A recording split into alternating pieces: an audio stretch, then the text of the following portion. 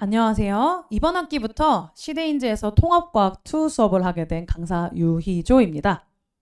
오늘 처음 뵙는 자리라서 사실 얼굴 뵙고 이제 인사드리고 싶었지만 아쉽게 이렇게 영상으로 준비하게 되었어요. 그래도 제가 가장 이제 궁금해하실 2학기 통합과학에서 제일 학생들이 많이 틀린 챕터, 그 부분을 어떻게 수준별로 우리 이제 맞춤 공략을 할지 설명을 좀 준비를 열심히 해왔으니까 짧은 시간이지만 집중해 주시면 감사하겠습니다.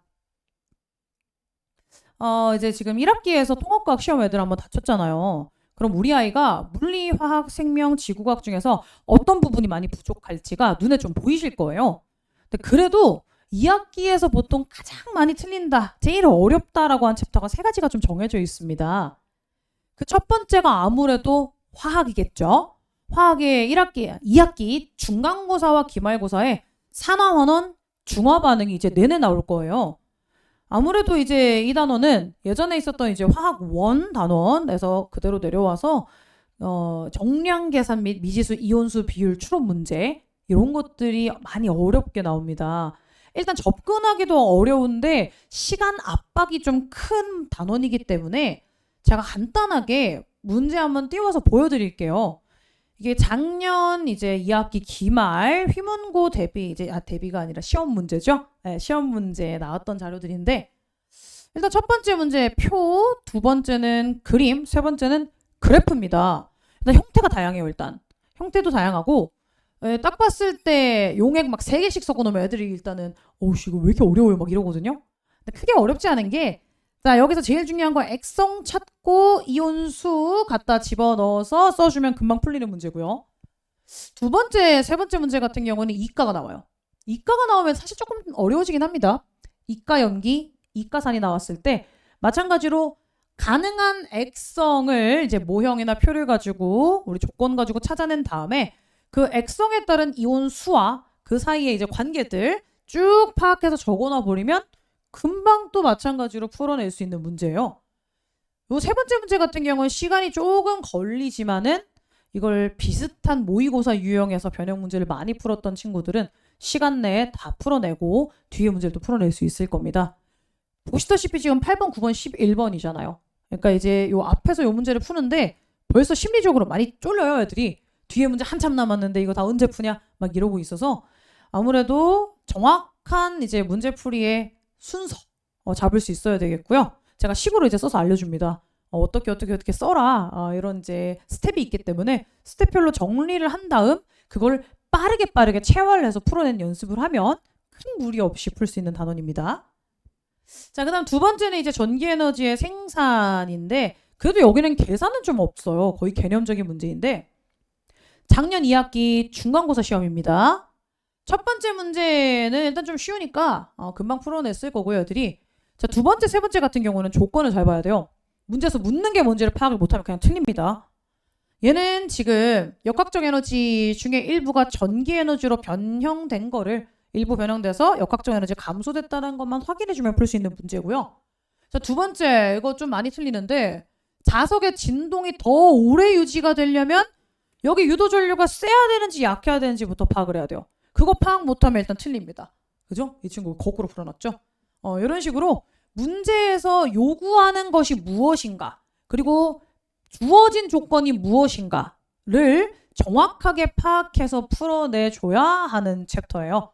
그래서 개념보다는 계산보다는 개념적인 문제에서 애들이 많이 틀릴 수 있기 때문에 이런 거는 이제 빈칸 채우기, 방향 바꿔보기 아니면 같은 자료에서 나올 수 있는 선지 제가 막 다 주거든요. 다지선다로. 그런 거 이제 연습해서 풀어보면 아무래도 많이 도움이 되겠죠. 세 번째, 의외로 지구과학에서 많이 틀립니다. 엘니뇨 파트와 열수지 파트 두 가지가 이제 킬러인데 이걸 외우고 푼다라고 생각하고 들어가면 많이 괴로워요. 조건이 엄청나게 다양하거든요. 그래서 저는 이제 이 부분 공부를 시킬 때 엘니뇨 같은 챕터에서는 그림, 요 그림은 당연히 외우고 있어야 됩니다. 그림 정도는 암기를 하고 각각 동태평양과 서태평양의 수온 변화를 먼저 머리에 집어넣어요. 그럼 그 수온 변화에 따른 나머지 기압 변화, 강수량 변화, 구름량 변화, 기타 등등 나올 수 있는 조건들을 쭉 다 써서 백지 테스트 시켜요. 다 써서 연관지어서 생각해서 풀 수 있게끔 뭐랄까 이제 머릿속으로 마인드맵을 쭉 시킬 수 있게끔 해주죠. 그 다음 오른쪽 자료 같은 경우에는 이 상황을 표를 읽어야 돼요. 자료 해석을 해야 돼요. 표를 읽어서 매칭을 시킬 수 있냐인데 고3 기출이랑 사실 큰 차이가 없습니다. 그래서 고3 기출에 나와 있는 모든 유형별 자료들이랑 그걸 통과 수준으로 변형시킨 자료들 제가 다 제공해 줄 예정이고요. 그 다음에 이제 복사평형 열수지 같은 경우에는 이 숫자 딱 봐도 복잡하죠. 그죠? 이걸 대기, 우주, 지표에 따라서 복사평형 식을 쫙 적어놓고 쓴 다음에 시각적으로 보면서 얘들 사이 관계성 파악하는 게 이 기억선지입니다. 기억선지랑 단답형 3번 계산을 하고 하죠. 그죠?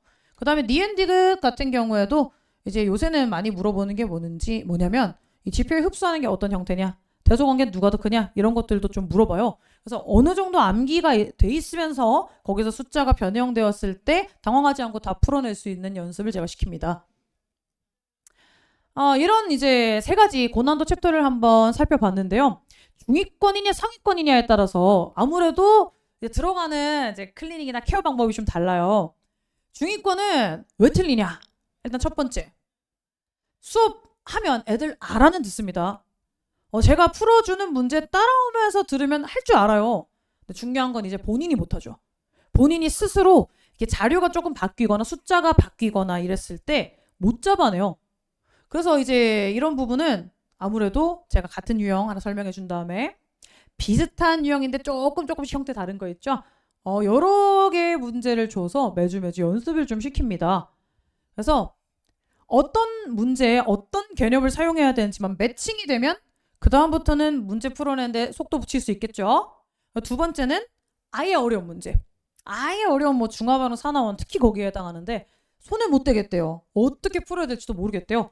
그럼 내가 이제 문제에서 야 여기서 이 조건 읽었을 때 액성 찾을 수 있잖아. 그럼 그거에 따라서 이온 숫자와 얘들 사이의 관계 쓸 수 있지. 요런 거 자료 분석 그리고 식 수립이죠. 요렇게 식 쓰는 걸 연습시킨 다음 마지막으로 선지 확인하는 거. 기억, 니은, 디귿에서 구하라는 게 뭔지 우리 한번 풀어보자. 요런 걸 시켜요.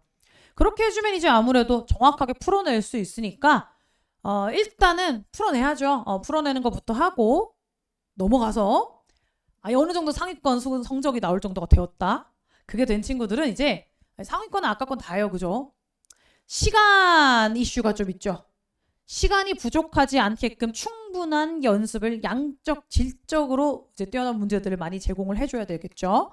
그 두 번째는 이거 매우 아쉽습니다. 진짜 초지엽적인 조건들이 있죠. 학교 선생님의 학습지 또는 이제 부교재가 이제 쓰는 경우는 부교재도 꼼꼼하게 날개 부분까지 다 봐야겠고요. 이런 것들에서 정말 안타깝게 틀린 경우가 있어요.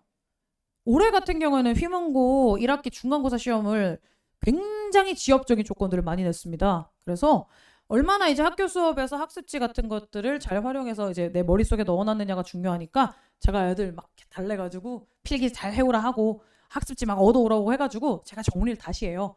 쭉 정리해서 어떤 조건에서 문제가 좀 이게 좀 쉽게 얘기해서 치사하죠. 그죠? 치사하게 나올 수 있는가를 생각해서 뭐 빈칸을 비워놓고 학습지를 다시 이제 만들어 준다든지 이런 것들 연습을 좀 시킵니다. 그래야 이제 아무래도 원점수 100점에 가까운 성적이 좀 나올 수 있겠죠. 그래서 아까 말씀드린 것처럼 반복인데 개념부터 일단 애들한테 잘 잡아줘야 돼요. 용어나 학습지 같은 것들 제가 완벽하게 준비를 좀 해줄 거고요.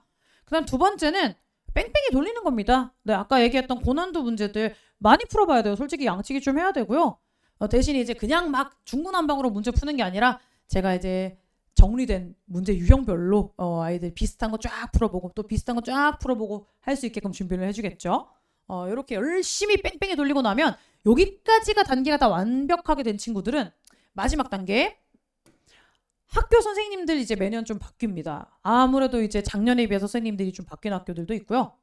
그 다음에 학교 선생님이 바뀌지 않았더라도 매년 선생님이 완전히 똑같은 문제를 내진 않으세요. 그렇기 때문에 이제 여러 학교에서 좀 특이했던 문제들 자료를 제가 가져와서 자 요거 한번 풀어봐 준 다음 어떤 개념을 가지고 잘 풀어냈는지 제가 체크를 좀 해봅니다. 그랬을 때 이제 자기 학교에서 맨날 나오는 대로 안 나오고 약간 새로운 거 나왔을 때도 당황하지 않고 시험 시간에 잘 풀어낼 수 있겠죠. 그렇게 연습을 좀 하고요. 가장 중요한 오답 원인 정밀 클리닉이 있습니다. 단순 계산 실수, 네, 계산 실수했으면 계산 문제만 연락에 돌려야겠죠, 그죠? 개념 구멍인지 다음 챕터, 다음 장에서 제가 설명드리겠지만은 백지 테스트입니다. 그냥 이제 쭉 써보라고 해요. 통과할 때까지 씁니다.